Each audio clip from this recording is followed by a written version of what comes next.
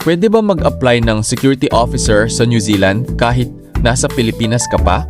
Isa ito sa mga madalas itanong ng mga kababayan natin na gustong magtrabaho sa New Zealand. Ang sagot ay oo. Pwede kang mag-apply habang nasa Pilipinas ka pa, pero may ilang requirements na kailangan mong paghandaan.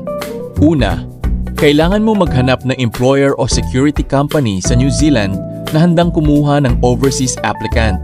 Maganda kung may karanasan ka sa security industry, law enforcement, military o police service dahil malaking advantage ito. Pangalawa, para makapagtrabaho bilang security officer sa New Zealand, kailangan mong magkaroon ng Certificate of Approval mula sa Private Security Personnel Licensing Authority. Kadalasan, mas madali itong asikasuhin kapag nasa New Zealand ka na, pero maaari mo nang pag-aralan ang proseso habang nasa Pilipinas ka pa.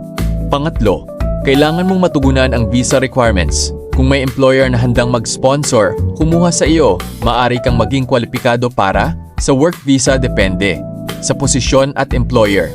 Bilang dating pulis sa Pilipinas, masasabi kong malaking tulong ang ating experience sa pag-a-apply ng security roles dito sa New Zealand.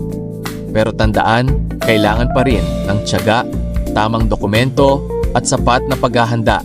Kung pangarap mong maging security officer sa New Zealand, huwag matakot magsimula, mag-research, mag-upskill at maghanap ng mga oportunidad. Bawat malaking pangarap ay nagsisimula sa isang desisyon. From the Philippines to New Zealand, possible ang bagong simula basta handa kang magsikap at magsakripisyo.